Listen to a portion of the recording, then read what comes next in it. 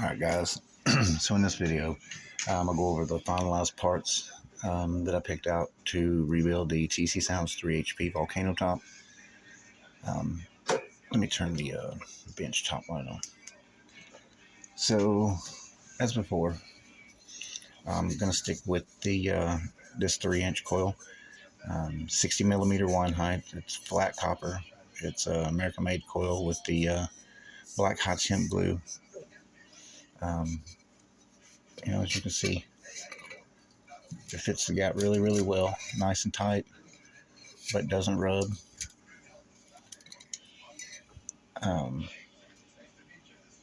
It's a black aluminum former, like I said, with the copper wire. This came off of an Eclipse Titanium Pro 15-inch. It had a stainless steel former with the aluminum, flat wound aluminum coil in it. Thilo used a lot of stainless steel formers in his drivers, help keep the eddy current down. Well, I'll go over all that later date. But I am going to use the basket I picked up off of Paul Pierce, a 12-inch basket. It's a 6 spokes, very heavy-duty cast aluminum basket. I'll be using it. I was going to put a 12-inch TI frame on it, but I like to keep the TI frames like in archive, and also to use as mock-up for drop-ins and stuff if I have those motors on hand that people might be using. But I will be putting spacers or standoffs between the motor and the basket, and I'll go over that in just a minute. But I did decide to use the red spider as the lower control spider.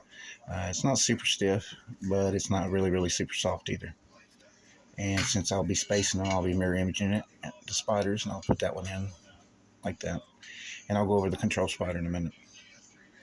And then I just 3D printed a spider spacer, a 10-inch spider spacer, and it'll go in on top of the red spider. And the thickness matters, and I'll explain that in a second. And then I'll be topping it off with this is a soft 10-inch spider. It's got triple flat leads. I mean, I know it's a little overkill on the leads, but it's going to give me the compliance of suspension that I'm really looking for this driver. And it'll set in on top of the spacer. And then I'm just going to top it off with the tall roll 12-inch ribbed roll surround. And the ribs are spaced accordingly. They go all the way through the surround. And what that does is this surround under heavy excursion won't dimple. It won't physically distort. Like I said, they're spaced accordingly, and then they go all the way through. And then I'll put a compression cap, and then probably like a 5.9 or 6.5 inch or so carbon fiber cap on it. I do have the original motor boot, which will go back on it, and this subwoofer will be for sale. Now, what I've done was going over the spider adapter. The way I got the thickness of it is I just put one spider in, like a blank spider, and then the mirror imaged it, and then set it on top. And then when I put the cone on, I just measure from the bottom of the voice coil neck opening down to the spider, and got my thickness of how to bring the triple joint, like the cone, the coil, and the spider. I think it leaves like maybe a 1/16 of an inch, and that just make for a nice like glue bead there. So those are the parts that'll be going in it. And the reason why I said I was putting standoffs or spacers between the motor and the basket, well, this is a Volcano top. The top plate goes in flat and then tapers up when it gets closer to the gap, and then it tapers up. So it's not a flat top plate. And the total thickness of that is 35 millimeters. From the thickness of the top plate down, and as it goes across and then up. Well, I took a flat blade, a flat edge, and went from sides across the spider landing, and then measured from it down to where the top plate comes up. And that gave me how many millimeters of like downward travel I could have before hitting it.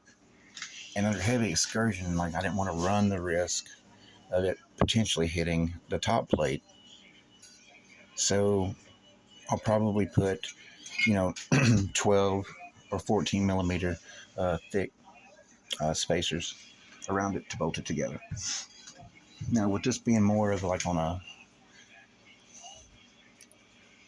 more of a medium overall stiffness, the suspension, and using the heavier copper coil, um, the reason I put the lower control spider in it is because it does just what it's called. It's a control spider.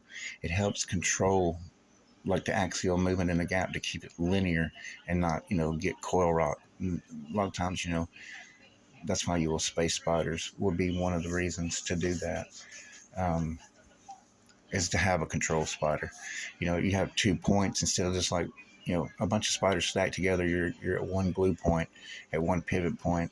Whereas if you space them, even a little, you have two pivot points. So it just helps keep it more linear in the gap. So that's another reason I've done it, because if I just use the soft spider with the leads and that soft foam surround, um, and with that heavy coil, it could bottom out more easily, uh, and even come up high enough under excursion to potentially jump the gap.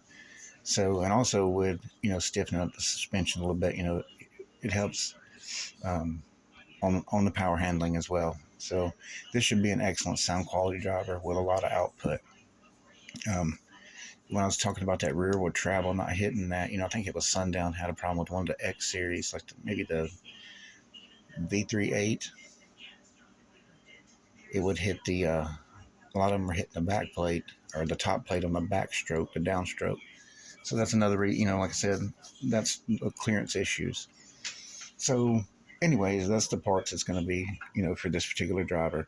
Again, it will be for sale. If someone's interested, it's a D2 12-inch. You should be able to run in like 1.75 cubes. Like I'll know when I run the TSPs afterwards, but it's kind of what I'm shooting for with the way I'm setting it up. So, anyways, I appreciate you guys watching, and I'll see you on the next one.